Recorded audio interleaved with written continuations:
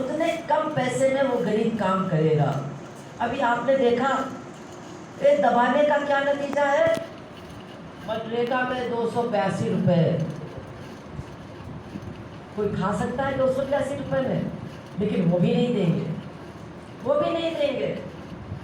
और अगर अपने खेत पर मजदूरी करवाएंगे तो 250 देंगे, 300 जब बहुत ज़रूरत पड़ती है। अभी ट्रेनें नहीं चल रही हैं, बिहार और यूपी का मजदूर नहीं आ रहा है, इसलिए अपना काम कराने के लिए 300 रुपये भी दे देंगे। लेकिन जब बिहार और यूपी का मजदूर आने लगेगा तो आपसे कहेंगे नमस्ते जाओ, अब आपको काम नहीं मिलेगा। क्यों? वो समझते हैं कि यूपी बिहार के मजदूर को हम अगर पैसा भी देंगे, खाना भी देंगे, तो वो हमारे खिलाफ लड़ेगा नहीं, क्योंकि वो बाहर से आया हुआ है, वो यहाँ डरता है, इसका घर नहीं है यहाँ पर, इसलिए वो आएगा, हम उसको थोड़े अच्छे पैसे भी दे देंगे, एक टाइम का खाना भी दे देंगे, लेकिन उसके बाद वो चला जाएगा। लेकिन हमारे यहाँ जो दलित हैं, हमारे यहाँ जो गरीब हैं, जिनके पास ज़मीन नहीं है, अगर इनको हमने ढंग से मजदूरी दे दी, अगर इनको भी खाना खिला दिया, तो ये तो शेर बन जाएंगे, हमारे खिलाफ लड़ेंगे और अपनी मांगों को मनवाएंगे। तो हमको नीचा दिखाने के लिए, हमको दबाने के लिए वो हमारे साथ बदसलूकी भी करते हैं, और जैसे मौका मिलता है तो हमारा काम भी छीन करके दूसरे को काम दे देते हैं। मैं ठीक कह रही हूँ कि नहीं ठीक कह रही हूँ? और अब तो जो नई तरह से खेती होने लगी है, तो जो खेतों में काम मिलता था वो तो बहुत कम हो गया। पहले अगर 200 दिन का काम मिलता था, तो आज तो 50 दिन का, 60 दिन का काम भी नहीं मिलता है। काम मशीनों से होता है, काम हार्वेस्टर कंबाइन से होता है। अब तो धान का बीज लगाने का काम भी एक नई मशीन आई है, उससे होने लगा है। तो जो रोपनी का, सोहनी का काम महिलाएं करती थीं, अब वो भी काम उनसे छीन लिया गया है। तो इसलिए आज बहुत ज़्यादा ज़रूरत है कि हमारी जो खेत मजदूर यूनियन है, जो खेत मजदूरों की लड़ाई लड़ती है, उसको सबसे ज़्यादा अब महिलाओं की तरफ ध्यान देना चाहिए, क्योंकि सबसे ज़्यादा खेत मजदूर तो महिलाएं हैं। आदमी तो गांव छोड़ के भाग रहे हैं, कोई शहर आ रहा है तो कोई पंजाब के बाहर जा रहा है, और मौका मिल रहा है तो विदेश में भी जा रहा है, क्योंकि यहाँ काम नहीं है, गांव में काम नहीं है। तो आदमी तो, लड़के तो गांव छोड़ छोड़ करके भाग रहे हैं, लुधियाना जाते हैं, जलंधर जाते हैं, दिल्ली जाते हैं, गुजरात भी जाते हैं काम करने के लिए। लेकिन औरतों के लिए जाना आसान नहीं है। औरतों को घर भी देखना है, अपने बच्चों को भी देखना है और काम भी करना है।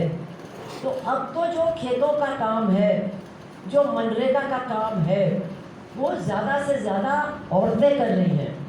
लेकिन हमारी जो खेत मजदूर यूनियन है, अभी भी उसमें अगर हम मेंबरशिप देखें तो पुरुषों की ज़्यादा होगी। हो सकता है अब महिलाओं को भी मेंबर बना रहे हैं। लेकिन अगर कमेटी को हम देखेंगे कि नेता कौन है, तो नेता सब पुरुष होंगे। एक भी महिला, या नाम के लिए एक महिला को उठा देंगे कि देखिए जी, हमने एक महिला को नेता बना दिया। तो अगर ऐसा होगा तो जो आम गरीब महिलाएं हैं वो कैसे संगठन के साथ जुड़ेंगी, वो कैसे संगठन में आकर के अपनी भागीदारी करेंगी। और मैं बताना चाहती हूँ, मैंने पिछले दिनों का इतिहास आपके पंजाब का देखा है, उसको पढ़ा है। उसमें मैंने देखा है कि सबसे बड़ी लड़ाइयाँ पिछले दिनों में जो महिला दलित हैं उन्होंने आगे बढ़ कर के लड़ाइयाँ लड़ी हैं। बड़े बड़े आंदोलन यहाँ के दलित महिलाओं ने किया है। उनके नाम भी आपको मालूम होंगे। एक वो जगह थी, मेरे ख्याल से गोविंदपुरा नाम है उसका, वहाँ पर एक बिजली कंपनी के लिए ज़मीन को लिया जा रहा था, और वहाँ के किसानों की ज़मीनें ली गई, और जो गरीब दलित घर बना के रह रहे थे, वो जहाँ भी उनका घर था उनकी ज़मीन भी उन्होंने ले ली और कहा कि ये तो तुम्हारी ज़मीन है नहीं, तुम्हारे नाम की है नहीं, इसलिए तुमको कोई मुआवजा भी नहीं मिलेगा। वैसे भी मुआवजा बहुत कम दिया, लेकिन वहाँ की दलित महिलाओं ने और दूसरे लोगों ने रास्ता रोका, धरना दिया, कंपनी के लोगों का विरोध किया, मार खाया, डंडे खाए, लेकिन अपनी लड़ाई को नहीं छोड़ा। और उसके बाद एक और भी बहुत बड़ा संघर्ष मेरे ख्याल से भटिंडे में हुआ। भटिंडे में जो दलित थे वो हज़ारों आए और उसमें महिलाएं बहुत ज़्यादा थीं और उन्होंने वहाँ पर सरकार को घेर लिया। सरकार ने कहा हम बात नहीं करेंगे, उन्होंने कहा बात करनी पड़ेगी। और वहाँ पर एक नई बात हुई। क्या बात हुई? औरतों को बिठा दिया धरने पर, औरतों ने घेर के बैठना उधर शुरू कर दिया। और रोटी किसने बनाई? किसने बनाई रोटी? मर्दों ने रोटी बनाई। तो जब मतलब होता है ना, तो रोटी बनाने के लिए भी तैयार हो जाते हैं कि लड़ाई लड़नी है, तुम लोग जाओ धरना दो, तुम लोग जाओ सड़क पर बैठो, पुलिस का सामना करो, सरकार का सामना करो, हम रोटी बनाएंगे, हम लंगर चलाएंगे। तो औरतों में भी बहुत जोश आया और गाना भी उन्होंने बनाया। आपने शायद गाने सुने होंगे, शायद गाने वो गाती भी होंगी, आज सुनिए, यहाँ बैठ के भी गाइएगा। और उनको सबसे ज़्यादा मज़ा किस बात का आया कि आज देखो हम धरने पर बैठे हैं और हमारे घर के मर्द जो हैं वो रोटी बना रहे हैं, वो लंगर चला रहे हैं। और 7 दिन के बाद सरकार को आकर के बात करनी पड़ी और मजदूरों की मांग को भी मानना पड़ा। यहाँ तक कि वो गोविंदपुरा में जो 14 घर थे दलितों के, जिनकी ज़मीन ले ली गई थी, उनको भी 3-3 लाख रुपए का मुआवजा सरकार को देना पड़ा। आज तक पूरे भारत में घर की जगह का मुआवजा किसी भी सरकार ने नहीं दिया है। ये तो आप लोगों की लड़ाई है, दलित महिलाओं की लड़ाई है कि पूरे देश के अंदर पहली बार जिस घर पर आप रहते हो, जिससे आपको हटाया गया, उसके नीचे की ज़मीन का मुआवजा भी आपने ले करके दिखाया। तो ये जो लड़ने की ताकत है, इसको बढ़ाने की ज़रूरत है। आज आप देखिए क्या हो रहा है, मनरेगा में मजाक हो रहा है। पहली बात तो मैं बता दूं कि आज जो सरकार दिल्ली में बैठी है, ये मोदी की सरकार, इससे ज़्यादा गरीबों के दुश्मन की कोई सरकार नहीं है। ये किसानों की दुश्मन है, मजदूरों की दुश्मन है, जो सिख, ईसाई और मुसलमान हैं उनकी सबसे बड़ी दुश्मन है, और साथ साथ दलितों की भी ये सबसे बड़ी दुश्मन है। ये सरकार है जिसको हम कहते हैं ये मनुवादी सरकार है। ये पुराने ज़माने में हमारे देश को वापस लेके जाना चाहती है। गरीबों का, दलितों का सारा अधिकार, महिलाओं का, औरतों का सारा, जनानियों का सारा अधिकार ये बिल्कुल ख़त्म कर देना चाहती है। और इसीलिए आपने देखा 1 साल तक किसानों को बिठा करके रखा। दिल्ली बॉर्डर पर 1 साल तक किसान बैठे रहे, 700 किसानों की जान चली गई, लेकिन मोदी को कोई फर्क नहीं पड़ा। वो तो सब मर जाते तो भी उसको फर्क नहीं पड़ता। वो तो इलेक्शन जब आया, इलेक्शन जीतने के लिए उसने कहा कि मैं हार मानता हूँ और मैं सारे कानून वापस ले लूँगा। लेकिन उसके बाद भी जो किसानों के सवाल है वो ऐसे ही पड़े हुए हैं। और वो सरकार एक ऐसी है जिसने मनरेगा का पैसा भी काट दिया। मतलब हम मांग कर रहे हैं कि 100 दिन नहीं, हमको 200 दिन काम चाहिए, क्योंकि खेती का काम खत्म हो गया है। खेती में कोई काम अब मिलता नहीं है, इसलिए हमारी मांग है 200 दिन का काम दो। हमारी मांग है कि ये 200 देते हो, 300 देते हो, इससे काम नहीं चलेगा। हमको मजदूरी बढ़ा करके 600 रुपये मिलनी चाहिए, ये हमारी मांग है। लेकिन सरकार ने मनरेगा में जो पैसा खर्चा करता है उसको कम कर दिया, उसमें कटौती कर दी।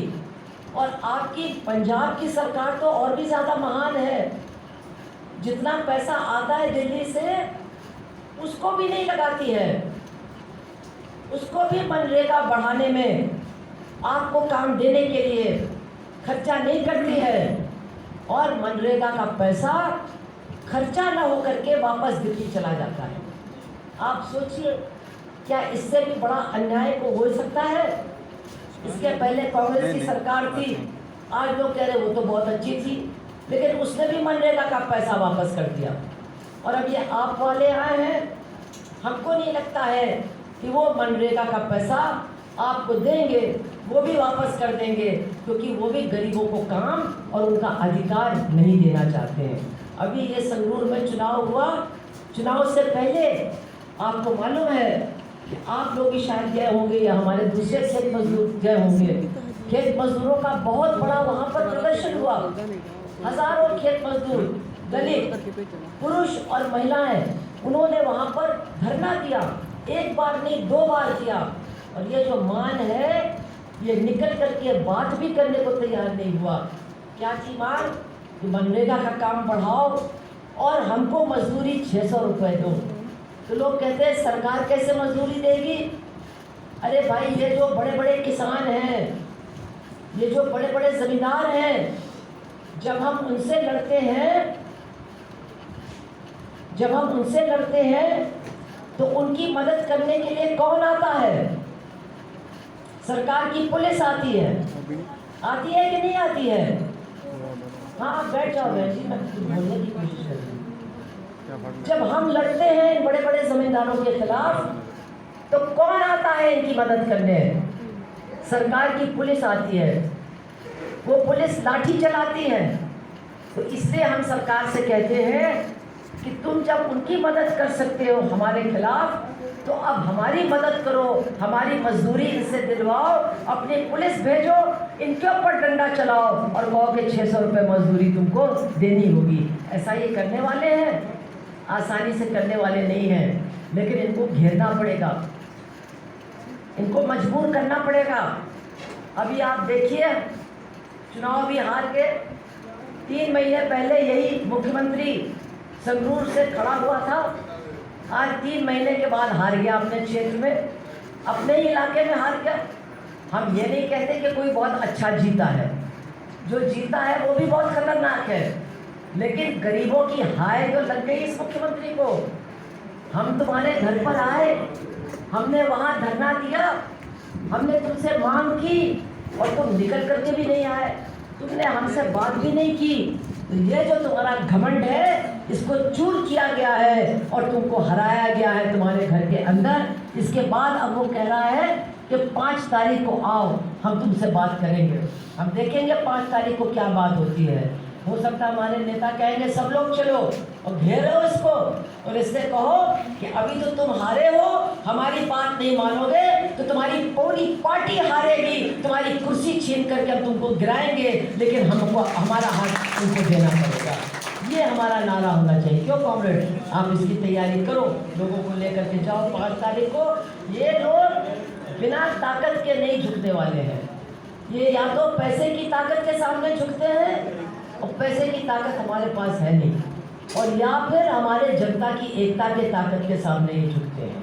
इनको समझाना पड़ेगा, इनको बताना पड़ेगा कि अब हम चुप बैठने वाले नहीं हैं। अभी कुछ दिन के बाद एक बड़ा मामला और उठने वाला है। अभी मेरी बात कॉमरेड सिखों से भी हुई थी। यहाँ पंजाब में कानून है कि जो पंचायत की ज़मीन है उसका एक हिस्सा दलितों को मिलना चाहिए। आप लोग सब जानते हो, जो शामलत की ज़मीन है उस पर आपका अधिकार है, लेकिन बड़े लोग क्या करते हैं, अपने घर के नौकर को खड़ा कर देते हैं, उसके नाम पर ज़मीन का पट्टा करवा के खुद उस पर खेती करते हैं, और आपका जानवर अगर चला जाए तो आपके जानवर को मारते हैं। और अगर हमारी बहनें वहाँ शौच के लिए यानी लैट्रीन के लिए जाती हैं तो उनको गालियाँ देते हैं, उनको मार करके भगाते हैं, उनके साथ बलात्कार भी होता है। आप लोग बता नहीं रहे हो, लेकिन ये एक एक गांव की कहानी है, ये एक एक गांव की कहानी है। इतना अपमान करते हैं, एक सिर्फ जो रोज़ की ज़रूरत है वो भी हम कहीं जा करके पूरी नहीं कर सकते हैं। हमको कोई बता रहा था कि गांव में लोग अपने लड़कों की साइकिल के पीछे बैठ करके दूर तक उनको जाना पड़ता है केवल लैट्रिन करने के लिए, केवल शौच के लिए, क्योंकि गांव में कोई ऐसी ज़मीन नहीं है जहां वो लैट्रिन के लिए, शौच के लिए जा सकते हैं। इससे ज़्यादा इंसान का कुछ अपमान हो सकता है क्या? क्या कोई एक इंसान दूसरे इंसान को नीचा दिखाने के लिए इससे ज़्यादा कुछ कर सकता है? और इसीलिए अब दलित महिलाएं तैयारी कर रही हैं कि जब नीलामी होगी शामलत की ज़मीन की तो हम लोग भी इकट्ठा होकर के नीलामी में भाग लेंगे। एक दो गांव में महिलाओं ने ऐसा किया है, लड़कियों ने घूम घूम करके चंदा इकट्ठा किया, चंदा इकट्ठा करके बोली लगाई और ज़मीन पर अपना अधिकार लिया। और अब वो कहती हैं अब बड़े लोगों की हम बिल्कुल परवाह नहीं करते, हमारे पास अपनी ज़मीन हो गई है, हम लोग मिल कर के उस पर कुछ खेती भी करते हैं, चारा भी उगाते हैं, अपने ज़रूरत के लिए इस्तेमाल भी करते हैं। अब हमको बड़े लोगों की बात सुननी नहीं पड़ती।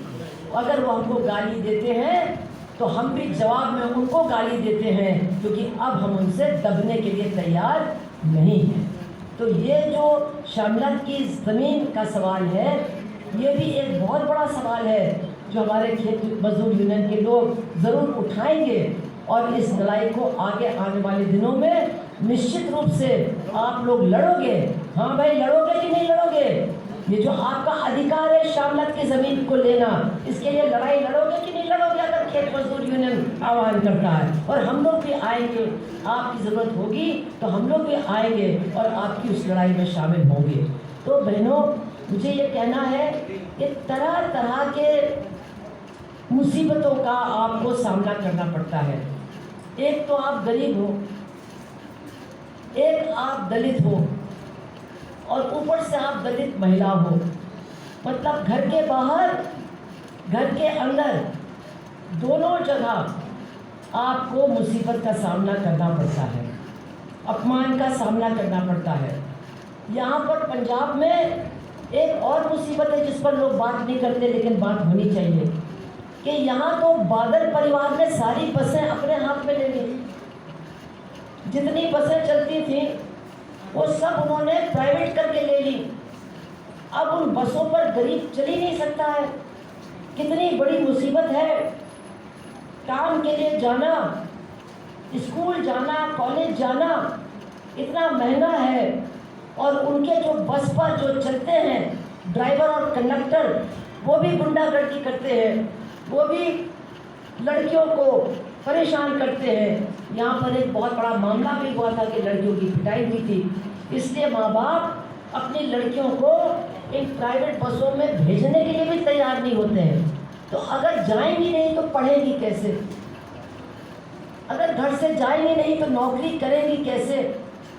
अभी सर्वे हुआ है कि पता नहीं कितने गाँव में लड़कियाँ घर पर बिल्कुल बंद बैठी हुई हैं, कोई काम नहीं है और आगे कोई भविष्य भी नहीं है।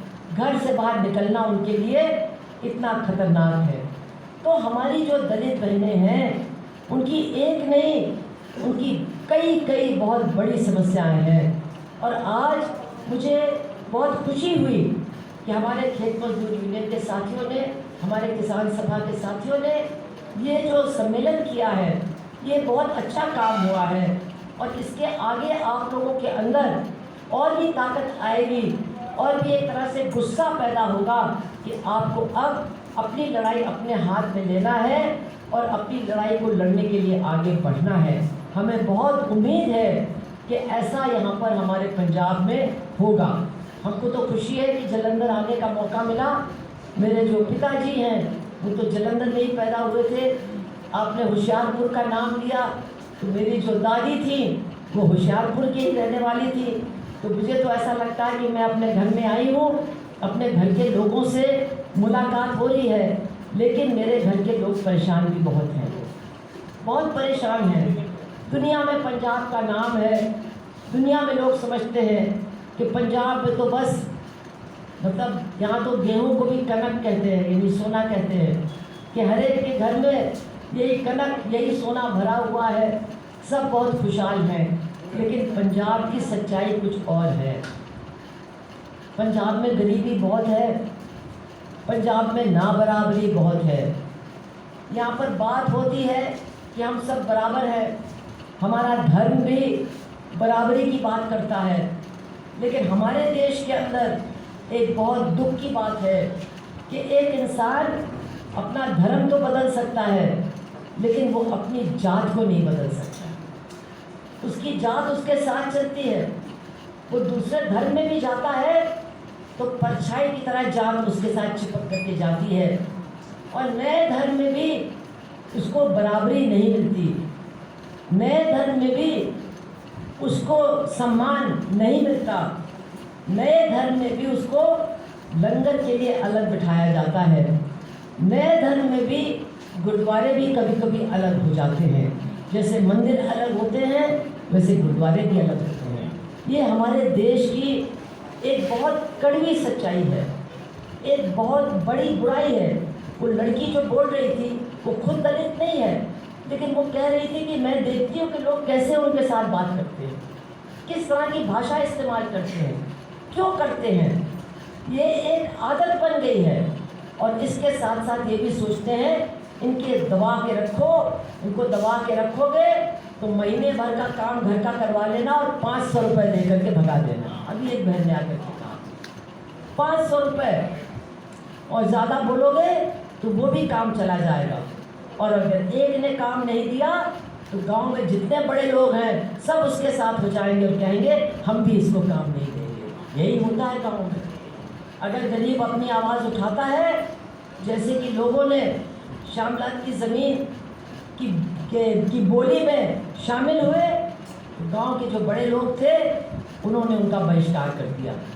कहा कि इनको काम नहीं मिलेगा, इनसे कोई बात नहीं करेगा, इनसे कोई हमदर्दी नहीं रखेगा, इनका साथ कोई नहीं देगा।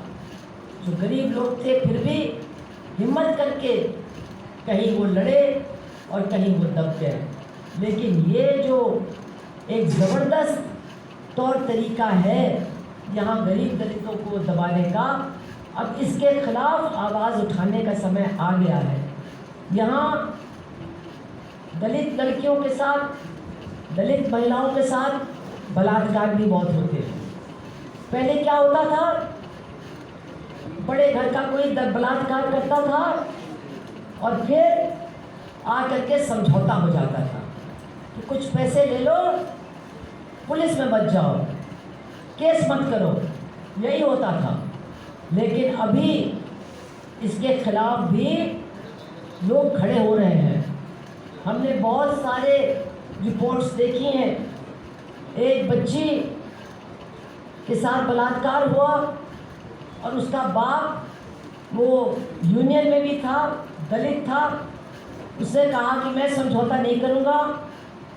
वो पुलिस में गया, उसने मुकदमा किया और बलात्कार करने वाले लोग आकर के उसको इतना मारा कि उसकी दोनों टांगें खत्म हो गई, उसकी रीढ़ की हड्डी खत्म हो गई। लेकिन फिर भी वो दबा नहीं, और आज भी वो अपनी यूनियन का काम कर रहा है।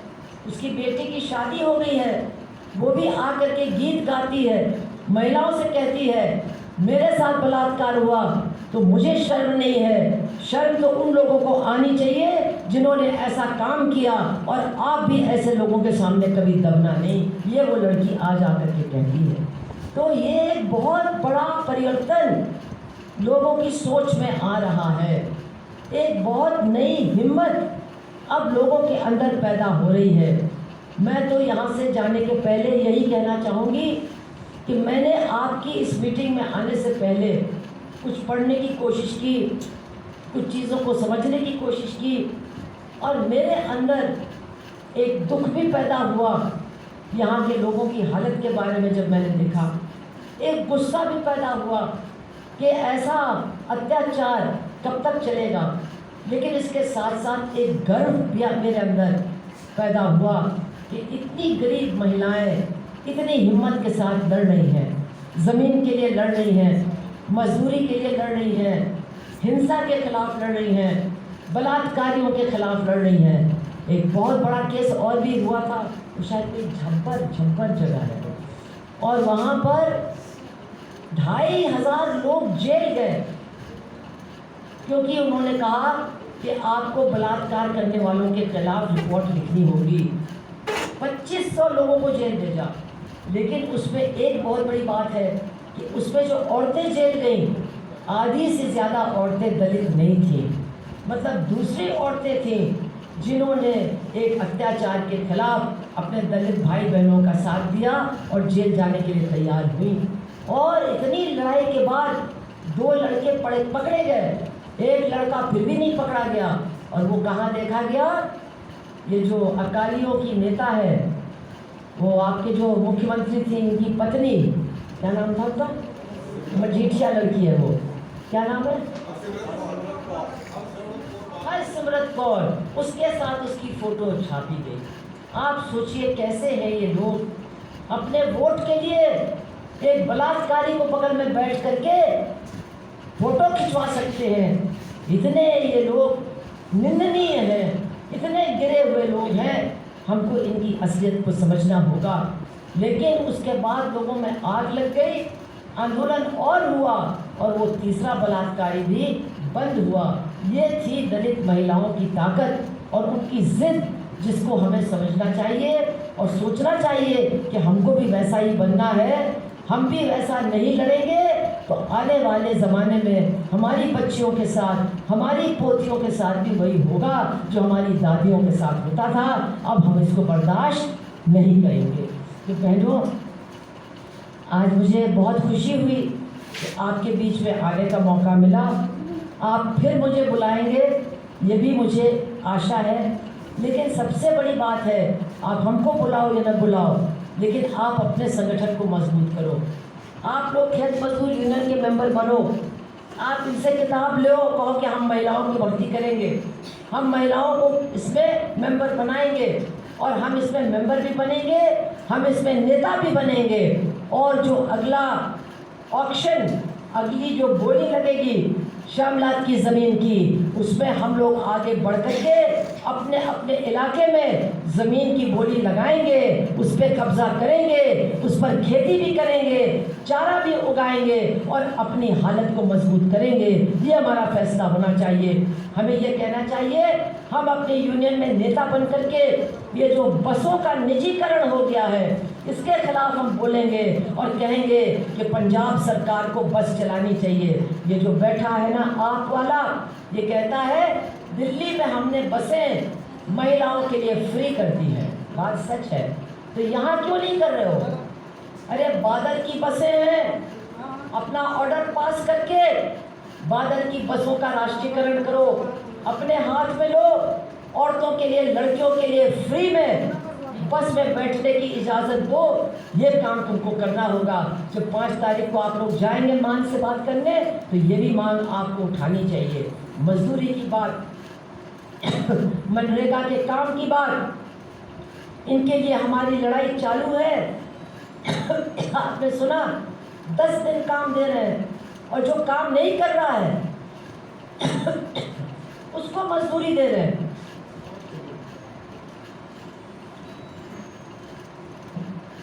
मतलब ये काम अच्छा हो रहा है पंजाब में कि सारे जॉब कार्ड आपके हाथ में नहीं है, जॉब कार्ड प्रधान जी के हाथ में है या जो सेक्रेटरी है उसके हाथ में है। और रमेश ने काम किया तो दिनेश का पैसा लगा दिया, रामकली ने काम किया तो शिवकली को पैसा दे दिया। ये तो अच्छा तमाशा यहाँ पंजाब में चल रहा है। तो आपको मान को कहना होगा, अरे और कुछ करो या ना करो, हमारा जॉब कार्ड तो हमको दिलवा दो, अपनी पुलिस को भेजो गांव में, और ये जो हमारा जॉब कार्ड हमसे छीन के रखा है वो हमको दो। वो कहते हैं कि आपने दिल्ली में बड़ा अच्छा राशन सबको बांटा और यहाँ पंजाब में दलितों के पास राशन कार्ड नहीं है, गरीबों का राशन कार्ड खत्म कर दिया गया है। ये मोदी विदेश में कहता है मैं पूरे देश को मुफ्त में राशन दे रहा हूँ, लेकिन झूठ बोल रहा है। करोड़ों करोड़ों गरीबों का राशन कार्ड खत्म कर दिया गया है, कैंसिल कर दिया गया है और उनको एक दाना भी राशन का नहीं मिल रहा है।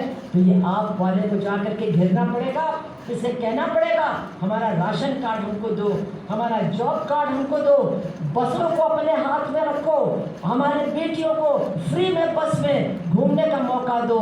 हमारी भी मांगनी पड़ेगी, वरना एक तुम्हारी सीट गई है, हमारी नहीं मानोगे तो हमारी ऐसी हाय लगेगी कि सारी सीटें तुम्हारी तुमसे छीन करके हम दूसरों को देंगे, तुम्हारी सरकार को समाप्त कर देंगे। ये हमारी बात होनी चाहिए, ये हमारा लड़ने का तरीका होना चाहिए। मैं एक बात फिर आपसे कहना चाहती हूँ, आप बहुत कम यहाँ बोले, आपका जो इतना लंबा संघर्षों का इतिहास है वो इतना ज़बरदस्त है कि कहीं हिंदुस्तान में दलित महिलाएं इतना नहीं लड़ी हैं जितना कि यहाँ पंजाब के अंदर लड़ी हैं। ज़मीन के लिए, बलात्कार के खिलाफ तमाम बड़ी लड़ाइयाँ लड़ी हैं, पुलिस का सामना किया है। तो अब आप बोलना सीखो, आप अपनी मांग को उठाना सीखो, नारा लगाना सीखो और अपना एकता बना करके, अपनी यूनियन को मजबूत बना करके अपनी लड़ाई को आगे बढ़ाओ।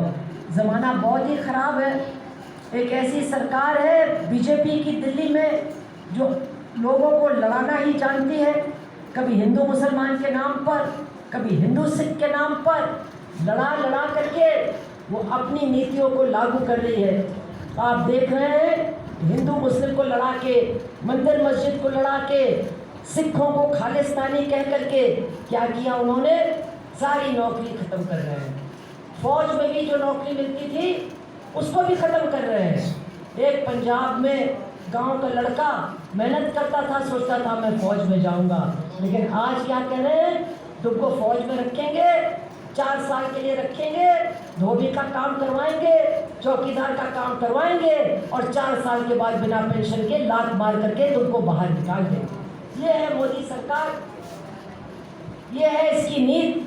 किसी को काम नहीं देंगे, किसी को नौकरी नहीं देंगे, महिलाओं का अपमान करेंगे, दलितों को नीचा दिखाएंगे और फिर हिंदू मुस्लिम और हिंदू सिख करके हमको आपस में लड़ा करके हमारा वोट लेकर के भाग जाएंगे।